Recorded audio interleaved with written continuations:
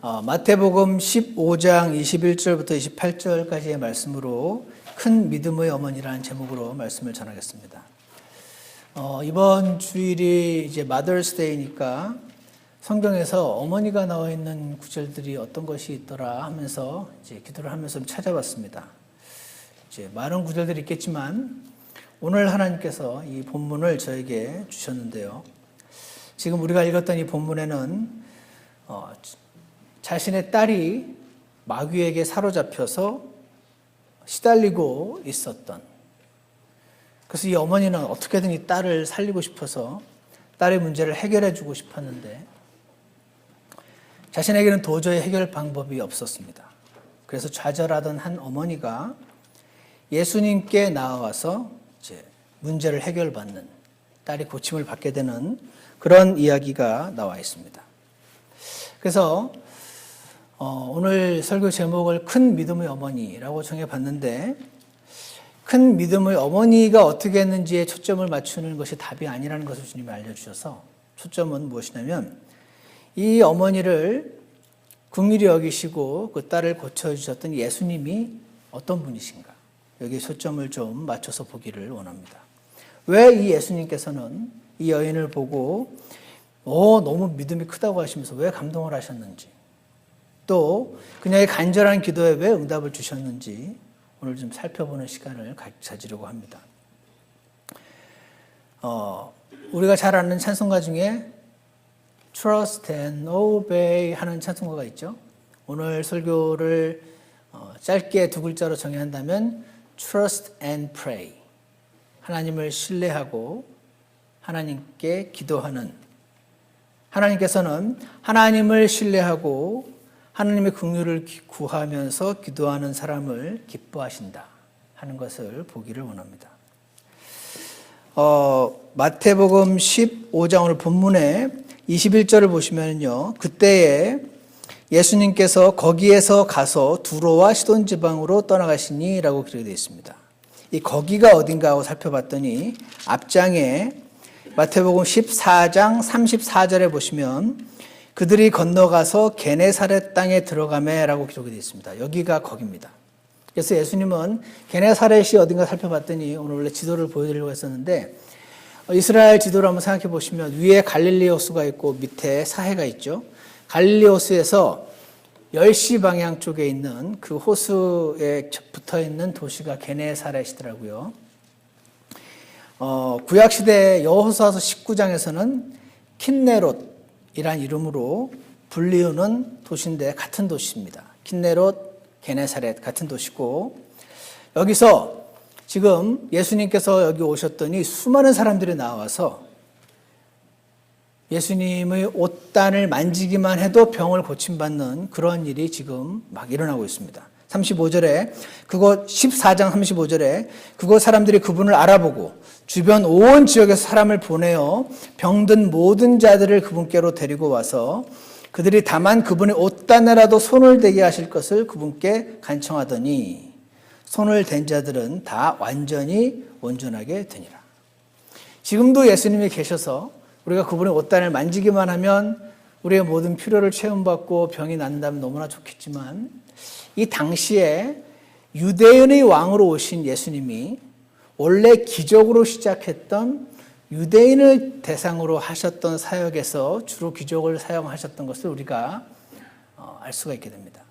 그리고 사도에게도 그 능력을 물려주셔서 사도들도 유대인을 대상으로 하는 사역에서는 기적을 일으키셨지만 시간이 지나면서 그들이 이방인들을 향할 때 이제는 기적이 아니라 다른 방식으로 하나님께서 사역을 하신 것을 우리가 알게 됩니다. 자, 그래서 이 게네사렛 땅에 이제 들어왔고, 이제 바로 이어서 15장 1절을 보시면 똑같은 게네사렛 땅인데 어떤 유대인들은 막 몰려와서, 이방인들도 섞여 있던 것 같은데 몰려와서 예수님의 옷단을 잡기만 하면 병이 나은가 하면, 이제 유대인들이 지도자들이 1절에 보시면 15장 1절, 그때 예루살렘에서 온 서기관들과 바리새인들, 이들은 유대의 그 지도자들이었습니다. 그들은 예수님께 나와서 간절하게 기도하면서 필요를 체험받으려고 하지 않았고 싸우려고 달려들고 있습니다, 지금. 그래서 예수님께서는 15장 1절부터 쭉 이어져서 오늘 우리 본문 21절까지, 그래서 20절까지 이 유대인들 리더들과 논쟁을 하시는 장면이 기록이 되어 있고요. 이제 21절에 그때에 유대인 지도자들과의 논쟁이 끝난 다음에 예수님께서 거기에서 게네사렛에서 가서 두로와 시돈 지방으로 떠나가시니라고 되어 있습니다. 두로와 시돈 지방은 또 그 게네사렛에서 10시 또는 11시 방향으로 위로 올라가는 피니시아라고 부르는 그 도시 국가들 중에 하나였습니다. 두로와 시돈. 대표적인 이방인들의 도시였고 대표적인 바알 숭배, 우상 숭배가 아주 심했던 그 도시가 두로와 시돈이었습니다. 예수님께서는 이 사람들, 그 유대인들 지도자들과의 논쟁을 마치신 다음에 좀 쉬시려고 두로와 시돈 지방으로 떠나신 것을 우리가 볼 수가 있는데, 이 마태복음 15장 오늘 본문의 말씀과 같은 것이 거기 성경 저와 같은 거 보시는 분들은 보시면 마가복음 7장 24절에서 30절까지라고 이 똑같은 스토리가 마태복음 15장 그리고 마가복음 7장에 같이 기록이 되어 있습니다. 거기를 보면 예수님이 두로와 시돈 지방으로 가서 한 집에 들어갔다라고 되어 있습니다. 그리고 아무도 그것을 알지 못하게 하시려고 했다라고 되어 있습니다. 거기 가서 좀 쉬시려고 했던 것 같아요. 그런데 예수님이 이 당시 이 시기에 이미 너무 유명해져 있었던 겁니다. 그렇지 않겠습니까? 여러분 같으면 막 병이 있는데 아무리 고치려고 해도 안 고쳐지는데 그분께만 나오면 고쳐진다더라. 소문이 막 퍼진 겁니다. 그래서 조용히 쉬다 가시려고 두로와 시돈으로 왔는데 정작 유대인의 왕으로 오신 예수님을 유대인 리더들은 막 밀어내고 있는데 이방 도시, 그것도 우상 숭배가 극에 달했던 그 도시의 사람들이 자기들의 병을 좀 고침 받겠다고 지금 막 몰려들고 있는 그런 장면입니다. 그 중에서 오늘 본문 22절을 보시면 여러분이 한번 읽어주시기 바랍니다. 22절입니다. 시작. 어떤 가난한 여자가 바로 그 지방에서 나와 그분께 소리질러 이르되 오 주여 다윗의 자손이여 내게 은혜를 베푸소서 내 딸이 마귀에게 70살이나이다 하나. 예, 여기 보시면 가나안 여자가 그 페니키아 수로보니게라는 단어로 써 있는 그것이 마가복음 7장에 나와 있는데 수로가 사이로 시리아 그리고 보니게가 피니시아. 그래서 시리아 지역인데 페니키아 사람들이 차지하고 있던 그 지역 사람들을 가리켜서 가나안 여인이다, 가나안 땅 여인이다라고 부르고 있습니다. 이 여인은요, 예수님께 나오면 자기 딸이 지금 아픈데 이 딸을 고침받을 수 있다고 확신하고 있었습니다. 이미 많은 소문을 들었으니까. 예수님이 능력자라는 사실을 알았습니다. 그래서 그분께 와서 소리 질러라고 되어 있는데 이게 막 쇳소리가 날 정도로 큰 목소리를 말하는 거래요. 그리고 그 시제를 보면은 한 번만 소리를 지르는 게 아니라 계속 주 예수님 하면서 큰 목소리로 제 딸을 고쳐주십시오 하고 계속 큰 목소리를 울부짖으면서 따라온 겁니다. 그랬더니 23절에서 그분께서는 그녀에게 한 말씀도 응답하지 아니하시니라 라고 되어 있습니다. 근데 이상하게 예수님은 이 여인에게 한 말씀도 대답을 안 하십니다. 원래 예수님 같으면 만져주시기도 하고 사랑 어린 눈빛으로 고쳐주시는 분인데 안 그러시는 거예요. 그러니까 그분의 제자들이 와서 그분께 간청하여 이르되, 제자들이요 뭐 사랑이 많아서 이 여인을 고쳐달라고 한 게 아니라 너무 귀찮아서 시끄러워서 그녀가 우리를 따라오며 소리를 지르오니 제발 그녀를 좀 보내주십시오. 아유 시끄러 죽겠습니다 예수님. 이렇게 했던 겁니다. 그랬더니 24절에서 예수님께서 그분께서 응답하여 이르시되 나는 이스라엘의 집의 잃어버린 양들 외에는 다른 데로 보내어지지 아니하였노라 이렇게 말씀하셨습니다. 이상한 말씀입니다. 예수님은 나는 이스라엘 집의 잃어버린 양들, 난 유대인들에게 왔어 이렇게 말씀하시고 있습니다. 지금. 이 여인은 유대인이 아니잖아. 나는 이 여인을 지금 고칠 수가 없어. 이렇게 말씀하시고 있습니다. 그때 25절을 보시면 그때 그녀가 와서 그분께 경배하며 이르되, 경배는요 이렇게 땅에다가 얼굴을 대고 엎드리는 걸 말합니다. 그래서 저분이 놀라운 분이시고 너무 이렇게 존경스러운 분이시니까 사람이 할 수 있는 최상의 경의를 표시하고 있는 것입니다. 그러면서 주여 나를 도우소서라고 간절히 부르짖고 있습니다. 근데 26절에서 그분께서 응답하여 이르시되 자녀들의 빵을 집어 개들에게 던지는 것이 마땅치 아니하니라 하시매. TV에 보면요 이럴 때 띠로리 합니다. 예수님이 지금 자기 딸 병 고쳐달라고 온 여인한테 너 개라고 얘기하는 겁니다. 나 자녀들 먹일 빵밖에 없는데, 나 개들한테 던져줄 여유가 없는데, 이렇게 말을 하고 있습니다. 여러분은 어떤 사람한테 이런 대접을 받아보신 적이 있으십니까? 많이는 보통 없는데, 여러분이 누군가의 도움이 너무 필요해서 도와달라고 나와왔는데, 이런 모욕적인 말을 들은 겁니다. 나는 지금 내 자녀들에게 줄 빵밖에 없는데, 난 개한테 줄 여유가 없는데, 개라고 표현한 거죠. 이 표현은 당시에도 굉장히 모욕적인 표현이었다고 합니다. 그런데 이 여인의 반응이 참 놀랍습니다. 27절에 여러분이 한번 읽으시기 바랍니다. 시작. 그녀가 이르되 주여 참으로 개들도 자기 주인의 상에서 떨어지는 빵스러기를 먹으리이다 하니. 이 여인은요, 제가 생각을 한번 해봤습니다.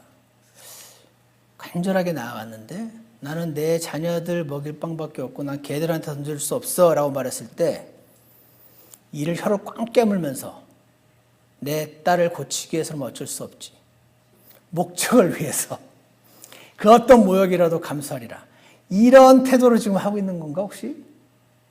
어떻게 보세요?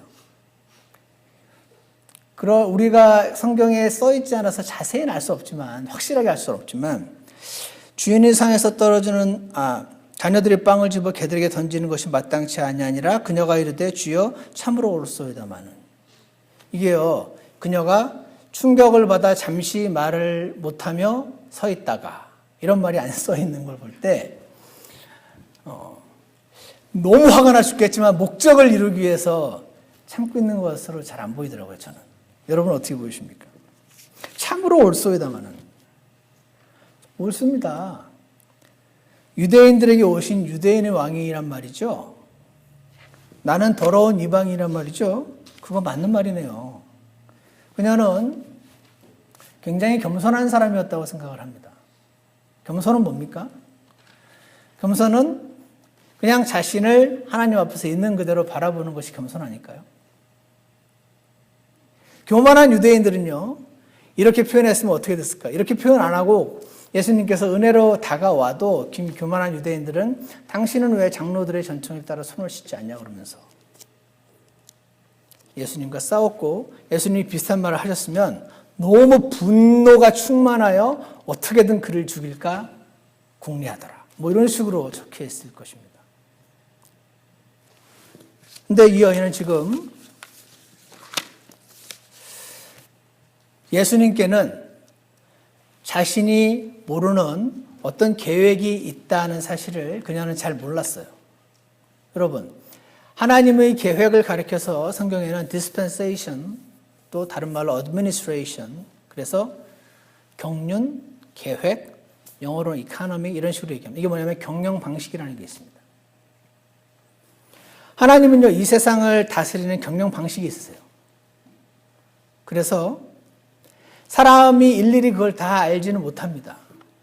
근데 하나님은 지금 이 유대인 먼저라는 원칙을 제시하시고 있는데, 이방인 입장에서는 굉장히 이게 뭐라고 할까요? 싫어, 난 싫어, 난 유대인 원칙 싫어, 이렇게 됩니다. 왜 그래야 돼? It's unfair, 이렇게 되기가 너무 쉽지 않습니까? 근데 하나님은 너무 크신 분인데, 그분에게는 마태복음 10장으로 한번 와보십시오. 10장에서도 이런 말씀이 있습니다.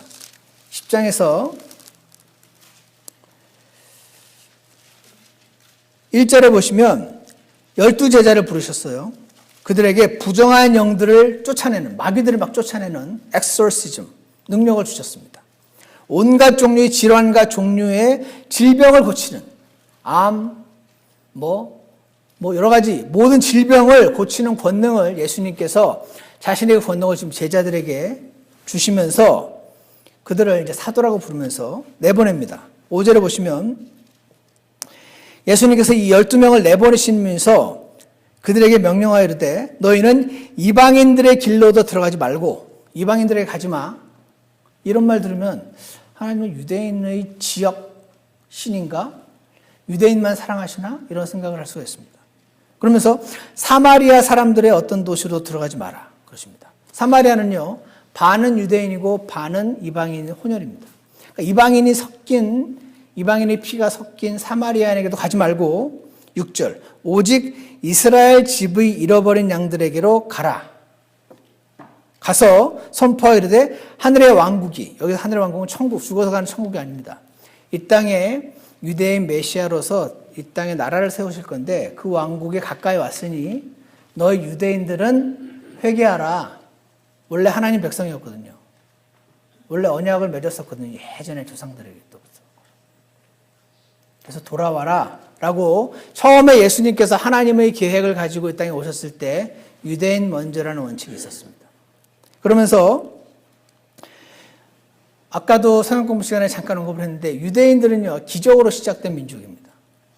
모세가 유대인들을 이집트에서 출애굽하려고 할 때 손에다 이렇게 손을 뺐더니 문둥병 손이 나타나고 다시 넣었더니 괜찮아지고 막대기를 던졌더니 뱀으로 변하고 처음으로 기적으로 시작된 유대인 민족들에게는 기적을 가지고 다가오셨습니다. 그래서 7절, 8절에 보시면 가서 병든 자들을 고쳐주고 병든 자들이 막 고침을 받으면 이분이 진짜 옛날에 원래 오시려 했던 그 우리의 왕인가? 하고 알 수 있게 나병 환자들을 정결하게 하며 나병 환자들은 지금도 못 고치는 병이잖아요. 나병 환자들을 정결하게 하며 죽은 자들 심지어 살리고 마귀들을 내쫓고 너희가 거저받았으니 거저 버져주라 하시면서 너희 돈주머니에 금이나 은이나 노을 준비하지 말고 나갈 때 돈 가지고 가지 말라는 거죠. 이거를 요즘 이제 지금 이 시대는 다른 경륜의 시대인데 착각해서 나는 돈과 상관없이 하나님이 채워주실 걸 믿고 나갑니다 하고 선교사로 가시는 분들도 간혹 계십니다. 저는 그분들을 비난할 마음은 전혀 없고 놀라우신 분들이긴 한데 지금 경륜이 다르다는 것을 우리가 알 수가 있습니다. 좀 보시면 10절에 보시면 여행을 위해 진보딸이나 덧옷 2벌이나 신이나 지팡이들을 준비하지 말라. 이거 다 필요 없다. 내가 다 기적적으로 공급해 줄게. 11절 너희가 어느 도시나 고을에 들어가든지 그 안에서 합당한 자를 알아내고 거기서 떠날 때까지 거기에 머물라 이렇게 말씀하십니다. 이 지금 마태복음 10장, 11장, 12, 13, 14 지금 유대인들에게 유대인의 왕으로 오신 즉 다윗의 자손으로 오신 예수님께서 그 경륜하에서 유대인들 먼저라는 원칙을 갖고 계셨던 거죠. 근데 이방인 여인이 오니까 안 고쳐주겠다고 얘기했을 때 이 여인은 하나님께는 자기가 알 수 없는 어떤 다른 계획이 있다는 사실을 몰랐었던 거죠. 그래서 온 겁니다. 고쳐달라고. 그런데요, 여기 지금 마태복음 10장을 펴셨으니까 9절, 10절을 이렇게 눈으로 보고 계십시오. 제가 다른 구절 한번 읽어드리겠습니다. 예수님 뭐라고 하시냐면 9절, 10절을 보십시오. 여기 마태복음 10장 9절, 10절. 내가 너희를 돈주머니와 진보다리와 신도 없이 보냈을 때 너에게 무슨 부족한 것이 있었느냐 하시니 그들이 없었나이다. 이때를 얘기하는 거죠. 이게 누가복음 22장입니다. 내가 옛날에 그때는 유대인 먼저 원칙이었거든. 그때 내가 너희 그냥 거지 전도 여행 보냈었잖아. 이렇게 얘기하시는 거예요. 그러면서 그때 그분께서 그들에게 이르시되 그러나 이제 돈주머니가 있는 자는 그것을 취할 것이요. 이제는 달라졌어. 이제 돈주머니 가져가야 돼. 진보다리도 그리하고 진보다리도 가져가야 돼. 이제 막 기적 같은 거를 막 너무 원하지 마. 내가 세상을 경영하는 방식이 바뀌었어. 칼이 없는 자는 그딴 거 필요 없어. 내가 지켜줄게. 내가 같으면 그러셨는데 칼이 없는 자는 자기 옷을 팔아 하나를 살지어다. 이렇게 말씀하십니다. 바뀌었다는 겁니다. 이게 어디냐면 누가복음 22장 35절 36절입니다. 이때는 오직 유대인들에게만 가라. 이방인들에게 나눠줄 여유가 없다. 하나님의 경영 방식이었습니다. 근데 누가복음 22장에서 바뀌었다는 걸 보여주시고 마태복음 28장, 마가복음 16장에 보시면 이제는 모든 민족에게 나가서 복음을 전하라 하시고 사도행전 1장 8절에서는 온 유대와 사마리아와 온 세상에 이르기까지 전하라고 말씀하십니다. 이게 뭡니까? 하나님의 경영 방식이 바뀐 거예요. 이거를 이 여인이 잘 몰랐던 거죠. 성경을 이렇게 갖고 있는 우리도 잘 모르는데 이 여인이 알 리가 저는 없었다고 생각을 합니다. 그런데 이 여인은 지금 하나님께 자기 딸이 아프니까 나온 거죠. 제발 좀 고쳐달라고. 그랬을 때 예수님께서 뭐라고 자세히 설명하진 않으시지만 나는 이방인이 아니라 다시 보겠습니다. 15장에 이스라엘 집의 잃어버린 양들 외에는 다른 데로 보내어지지 아니하였다라고 말씀하시고 26절에서 자녀들이 빵을 집어 개들에게 던지는 것이 마땅치 아니하다라고 자세한 설명 없이 얘기를 했을 때 그녀는 이 예수님의 이 계획을 그냥 받아들이고 있는 것을 볼 수 있습니다. 이에 그녀가 이르되 주여 참으로 옳소이다마는 개들도 자기 주인의 상에서 떨어지는 빵 부스러기를 먹지 않습니까? 주님, 제가 언제 하나님의 경영 방식이 뭐 잘못됐다고 말했습니까? 뭐 지금으로 시작하면 그런 식으로 말하는 거예요. 제가 언제 이제 당신 그 주인집 아들, 딸 몰아내고 이제 내가 식탁에서 먹게 해달라고 지금 그러고 있습니까? 당신 아들, 딸에게 줄 빵 그거 주지 말고 나한테 달라는 거 아니지 않습니까? 개도 너무 배고프면 식탁 앞에 와서 얼쩡거리잖아요. 그때 긍휼이 많은 주인은 부스러기라도 먹게 해주지 않습니까? 주님, 저는 당신의 계획을 다 알지 못하지만 제게 긍휼을 베풀어 주시옵소서. 이렇게 지금 나아간 겁니다. 이게 뭡니까? Trust and pray. 뭔지 모르지만 내가 알 수 없는 하나님의 계획. 내 눈으로 볼 때는 왜 이런 일이 일어나는지 나에게 잘 알 수가 없지만 그녀는 이 예수님께서 다윗의 자손으로 오신 분, 유대인의 메시아일 뿐 아니라 모든 사람을 사랑하시고 긍휼히 여기시는 분이라는 것을 믿었던 거죠. Trust. 믿었습니다. 그래서 쉽게 오펜드 당하지 않았습니다. 기분이 확 상해서 내가 당신 이런 자인 줄 몰랐어 하고 확 쿨하게 떠나더라. 이렇게 안 되어 있고 쿨하지 않게 개들도 부스러기라도 먹지 않습니까? 그녀는 이 하나님을 신뢰했던 것을 알 수 있습니다. 신뢰하고 trust and pray. 그렇지만 주님, 저를 불쌍히 여겨주십시오. 긍휼이라는 단어가요. miserable condition을 보고 어떤 사람이 miserable condition을 보고 느껴지는 마음이 있죠. 그게 긍휼입니다. 어떤 사람이 너무 비참한 상황이 있어요. 그러면은 우리도 죄에 물든 우리도 어떤 사람이 너무 비참한 상황에 있으면은 불쌍해서 도와주고 싶은 마음이라는 게 조금 생깁니다. 그 마음이 긍휼이거든요.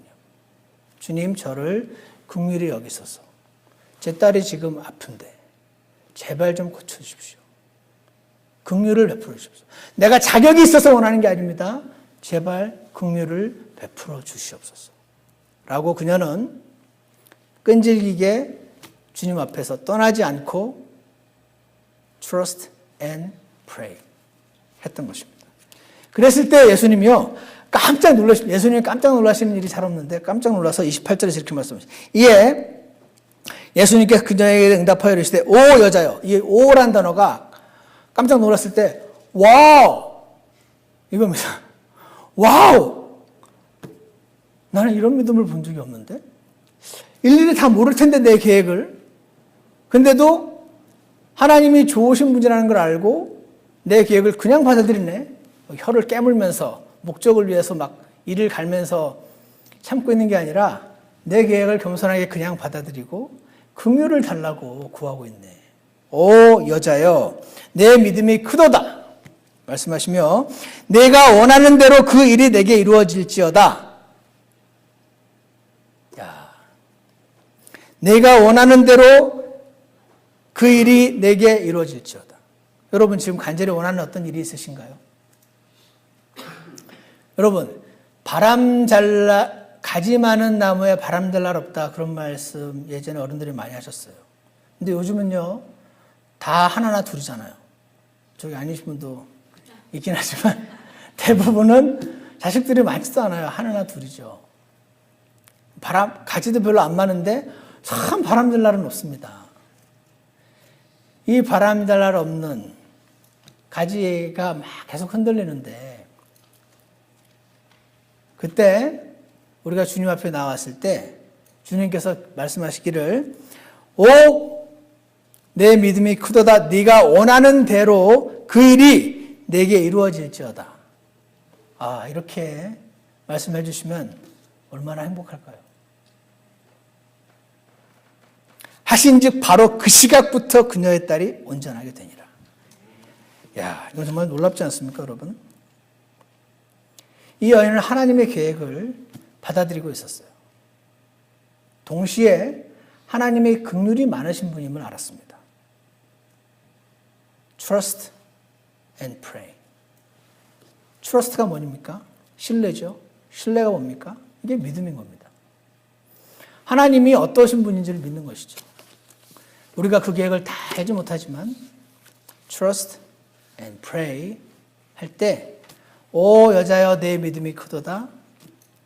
내가 원하는 대로 그 일이 내게 이루어질지어다. 이러한 말씀이 저와 여러분에게 임하기를 간절히 원합니다. 한 목사님이 말씀을 마치시고 강단에서 내려왔는데 한 젊은 부부가 다가와서는 담요에 쌓인 뭉치 하나를 자기 팔에 안겨주더래요. 뭉치를 안았어요. 그러면서 이 아기를 위해서 기도 좀 해달라고 말했습니다. 아기 이름이 뭐냐고 물었더니 어머니가 이름은 얘기 안 하고 이 아기를 덮고 있던 담요를 맛없이 걷었습니다. 아이를 보는 순간 목사님은 갑자기 무릎에 힘이 풀리면서 쓰러질 뻔했습니다.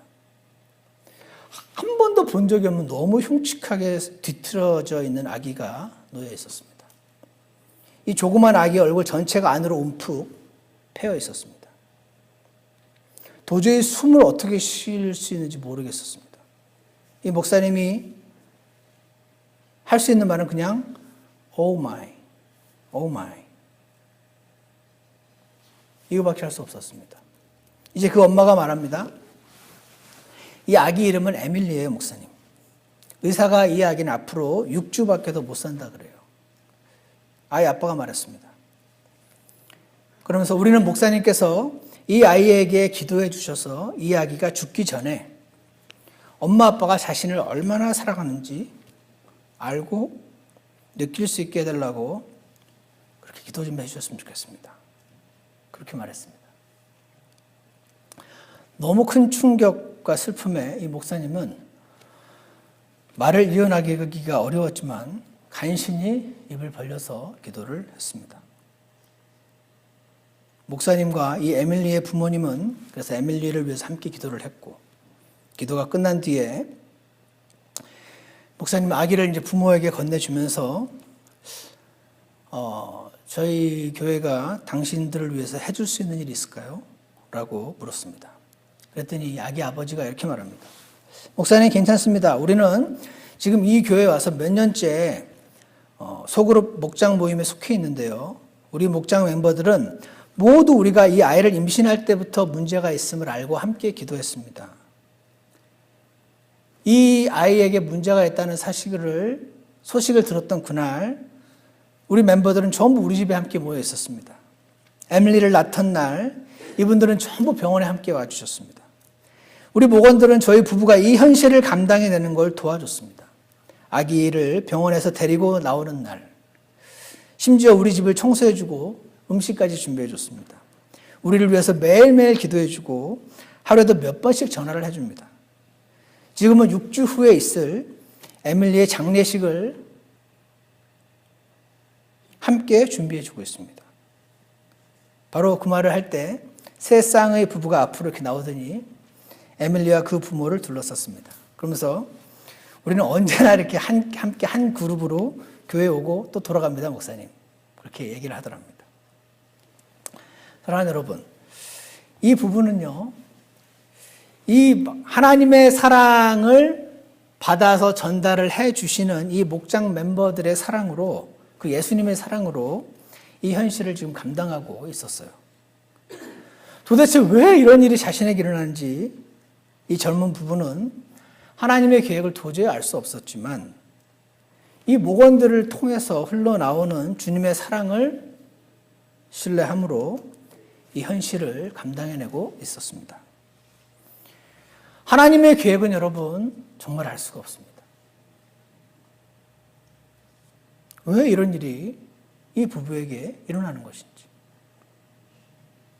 그러나 이들은 하나님을 신뢰함으로 자신들의 생각과 계획과는 너무나 다른 하나님의 계획을 겸손히 신뢰하고 그 하나님에 대한 믿음과 사랑이 약해지지 않고 오히려 옆에 지체들이 부축을 받아서 더 그 믿음이 강해지는 가운데 겸손히 하나님의 손길을 받아들이고 있었습니다. 사랑하는 여러분, 우리는 때로 많은 경우에 왜 하나님께서 나에게 이런 일들을 허락하시는 건지, 하나님의 통제 밖에서 일어난 일은 아무것도 없다면서 왜 이런 일을 나에게 허락하시는 건지 알 수 없을 때가 너무나 많습니다. 이 이방 여인도 그랬습니다. 왜 내 딸이 하필이면 마귀에게 고통을 당하는 건지, 그리고 예수님께 나와서 기도를 하는데 왜 응답을 안 주시는 건지 몰랐습니다. 그러나 그녀가 겸손히 하나님의 계획을 받아들이고 trust and pray, 긍휼히 하나님께 나아가 기도했을 때 그녀를 사랑하시는 예수님, 뭔가 큰 원칙 하에서도 나에게 긍휼을 베풀어 주시는 예수님, 그분을 만날 수 있었고 문제를 해결받을 수 있었던 것입니다. 그래서 여러분과 저도 이렇게 되기를 원합니다. 어려운 일이 닥칠 때 믿음이 약해지지 맙시다. 주님께 은혜를 구합시다. 하나님의 계획이 뭔지 우리에게 다 알려주시진 않습니다. 그렇지만 나를 사랑하셔서 자신의 독생자 예수 그리스도를 죽이시기까지 사랑하신 그분의 사랑을 신뢰하기를 원합니다. 그리고 주님의 긍휼을 구하며 끈질기게 주님 앞을 떠나지 않고 끈질기게 주님 앞에 나아가시는 저와 여러분이 되기를 원합니다. 우리 주변의 지체들은 우리의 경쟁자들도 아니고 밟고 올라가야 되는 어떤 세상도 아니고 사랑을 주님께로부터 받아서 사랑을 나누어줄 대상들인 것을 기억하시기 원합니다. 함께 서로 사랑하면서 너무 큰 짐으로 인해 어떤 지체가 고통을 받고 있으면 쓰러지지 않게 부축하면서 서로 기도하면서 그렇게 주님께 나아가기를 간절히 원합니다. 예수님께는 우리에게 모르는 뜻이 있습니다. 하지만 그분은 긍휼의 하나님이라는 사실을 믿음으로 trust and pray, 주님 앞으로 나아가기를 원합니다. 하나님은 하나님을 신뢰하고 하나님의 계획을 신뢰하고 긍휼을 구하며 은혜의 보좌로 나아가는 자들을 기뻐하시며 심지어 놀라기까지 하시며 이렇게 말씀하실 것입니다. 오 여자여, 내 믿음이 크도다. 내가 원하는 대로 그 일이 내게 이루어질지어다. 이러한 기도의 응답을 받는 저와 여러분이 되기를 주 예수님 이름으로 축원합니다. 기도하겠습니다. 사랑과 은혜가 풍성하신 하나님 아버지, 오늘 우리에게 이 이방 여인을 통해서 예수님이 어떤 분이신지 조금이나마 보게 해주시고 감사합니다. 그 여인은 하나님의 계획이 어떤 것인지 몰랐습니다. 다만 필요가 있어서 주님 앞에 나와왔을 때 그녀는 예수님이 이미 다윗의 자손이신 것도 알았고 병들을 고쳐줄 수 있는 능력 있는 분인 것도 알았고, 그렇지만 전혀 예수님으로부터 예상 외의 반응을 받았을 때 그녀는 기분이 상하지 않았고 하나님의 계획을 신뢰하며 하나님을 신뢰하며 긍휼을 구하며 나아갔던 것을 이 시간 기억하기 원합니다. 하나님 아버지, 우리 각자에게는 우리의 아들이, 우리의 딸이, 그리고 우리의 사랑하는 사람들이 주변에 우리가 어떻게 감당할 수 없는 그러한 많은 고통들과 어려움들이 있음을 주님 앞에 고백합니다. 주님께서 왜 이런 일들을 나에게 허락하셨는지 알 수 없지만 하나님을 신뢰하고 그리고 주님 앞에 기도로 긍휼을 구하며 나가는 저희 모두가 되게 하셔서 오 여자여 내 믿음이 크도다.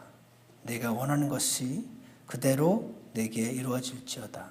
이러한 기도의 응답을 받으며 주님께 찬양을 드리고 경배를 드리며 주님이 얼마나 놀라우시고 나를 사랑하시는 분이신지 주님을 자랑하며 살 수 있는 저희 모두가 될 수 있게 도와주시기를 원합니다. 지금은 알 수 없지만 시간이 지나면 왜 그러한 일을 허락하셨는지 주님이 알려주신 것들을 볼 때 주님이 얼마나 사랑이 많으시고 우리를 선하게 이끄시는지 신뢰하게 하시고 주님 앞에 긍휼을 구하며 나아가는 저희 어머니들, 아버지들 될 수 있게 인도해 주시기를 원합니다. 감사를 드리며 예수 그리스도 이름으로 기도드렸습니다. 아멘.